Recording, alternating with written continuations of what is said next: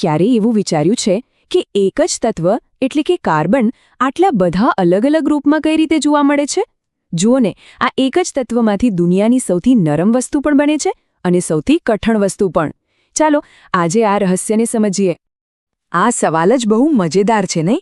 એક બાજુ પેન્સિલની અણી છે જે કાગળ પર સહેલાઈથી ઘસાઈ જાય અને બીજી બાજુ હીરો છે જે કાચને પણ કાપી નાખે. છે બંને કાર્બન જ, તો પછી આટલો ફરક કેમ? બસ આજના આ વિશ્લેષણમાં આપણે આ જ ગૂંચ ઉકેલવાના છીએ. તો આ સવાલનો વૈજ્ઞાનિક જવાબ એક શબ્દમાં છે: અપરરૂપો. હવે આનો સાદો મતલબ શું? અપરરૂપ એટલે એક જ તત્વના અલગ અલગ ભૌતિક સ્વરૂપ. મૂળમાં તો બધું કાર્બન જ છે, પણ ફરક છે કાર્બનના પરમાણુઓની ગોઠવણમાં. અને બસ આ ગોઠવણનો નાનકડો ફેરફાર જ આખો ખેલ બદલી નાખે છે.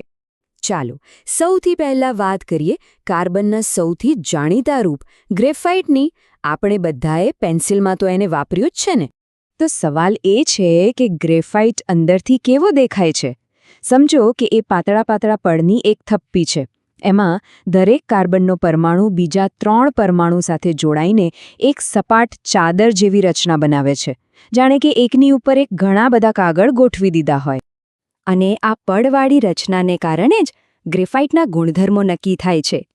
એ નરમ અને લપસણું એટલા માટે છે કારણ કે આ પડ એકબીજા પર આસાનીથી સરકી શકે છે. એટલે જ તો જ્યારે આપણે પેન્સિલથી લખીએ છીએ ત્યારે આ પડ ઉખડીને કાગળ પર ચોંટતા જાય છે. હવે એક મજાની વાત: ગ્રેફાઇટ વીજળીનું સુવાહક છે. પણ એવું કેમ? કારણ કે એના દરેક પડમાં અમુક ઇલેક્ટ્રોન છૂટા હોય છે જે આમ તેમ ફરી શકે છે. અને વિજ્ઞાનનો સીધો નિયમ છે: જ્યાં ઇલેક્ટ્રોન આઝાદીથી ફરી શકે ત્યાં વીજળી પસાર થઈ શકે. ચાલો હવે કાર્બનના બીજા રૂપ પર જઈએ જે ગ્રેફાઇટથી બિલકુલ ઉલટું છે, એટલે કે હીરો. હીરાનું બંધારણ ગ્રેફાઇટ જેવું પડવાળું નથી. અહીંયા તો દરેક કાર્બન પરમાણુ બીજા 4 કાર્બન પરમાણુઓ સાથે એકદમ મજબૂતાઈથી જોડાયેલો હોય છે. આ જોડાણ ચારેય દિશામાં હોય છે, એટલે કે 3D, જે એક અત્યંત મજબૂત જાળી જેવી રચના બનાવે છે. બસ આ જ મજબૂત 3D બંધારણને કારણે હીરો દુનિયાનો સૌથી કઠણ પદાર્થ છે. એટલો કઠણ કે હીરાને કાપવા માટે પણ હીરાની જ જરૂર પડે. પણ હા, ગ્રેફાઇટથી ઉલટું, એ વીજળીનું વહન નથી કરતો, એટલે કે અવાહક છે. તો પછી હીરો વીજળીનું વહન કેમ નથી કરી શકતો? કારણ કે એમાં બધા જ ઇલેક્ટ્રોન મજબૂત બંધનમાં એકદમ લોક થયેલા હોય છે. ગ્રેફાઇટની જેમ છૂટથી ફરી જ નથી શકતા. અને એટલે જ એ વીજળીનો ઉત્તમ અવાહક છે. ચાલો ફટાફટ આ બંનેની સરખામણી કરી લઈએ. ગ્રેફાઇટ એટલે 2D પડ, નરમ અને વીજળીનો સુવાહક. જ્યારે હીરો એટલે 3D જાળી, અત્યંત કઠણ અને વીજળીનો અવાહક. જોયું? ખાલી પરમાણુઓની ગોઠવણા બદલાવાથી ગુણધર્મોમાં જમીન આસમાનનો ફરક પડી જાય છે.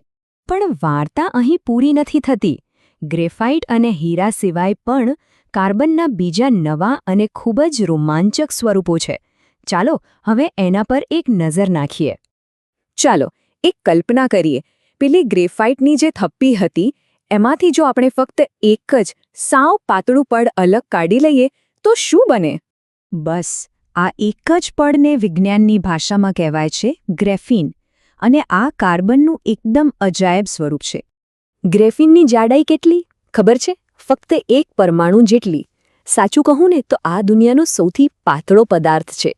અને હા, ગ્રેફાઇટની જેમ જ એ વીજળી અને ગરમીનું ખૂબ સારું વહન કરે છે. ભવિષ્યમાં આના અઢળક ઉપયોગો થવાના છે. હવે વાત કરીએ ફુલેરીનની. આ પણ કાર્બનના જ અપરરૂપો છે, પણ એનો આકાર પોલો હોય છે, જેમ કે કોઈ દડો હોય અથવા તો કોઈ નળી હોય. ફુલેરીનના 2 મુખ્ય આકારો બહુ પ્રચલિત છે. એક છે બકીબોલ, જે ફૂટબોલ જેવો ગોળ દડો છે અને 60 કાર્બન પરમાણુઓથી બનેલો છે. અને બીજો છે નેનોટ્યુબ. સમજો કે ગ્રેફીનની પેલી ચાદરને વાળીને એક નાનકડી પાઇપ બનાવી દીધી હોય એવો. તો અત્યાર સુધી આપણે જે કંઈ પણ સમજ્યા, ચાલો એ આખી વાતને એકવાર ટૂંકમાં ફરીથી જોઈ લઈએ. જુઓ, ગ્રેફાઇટ, હીરો, ગ્રેફીન કે ફુલેરીન બધા બનેલા તો શુદ્ધ કાર્બનથી જ છે. પણ ફક્ત પરમાણુઓની ગોઠવણ અલગ અલગ હોવાને કારણે એમના બંધારણ, ગુણધર્મો બધું જ એકબીજાથી તદ્દન અલગ છે. આ જ તો અપરૂપોની ખરી અજાયબી છે. તો આ આખી વાતનો સાર એ છે કે કોઈ પણ પદાર્થ કેવો હશે એનો આધાર એના પરમાણુઓની ગોઠવણી પર છે. કાર્બનની આ કહાણી આપણને વિચારતા કરી દે છે કે પ્રકૃતિમાં હજી આવા કેટલાય રહસ્યો છુપાયેલા હશે જેની શોધ ભવિષ્યમાં આપણી આખી દુનિયા બદલી શકે છે.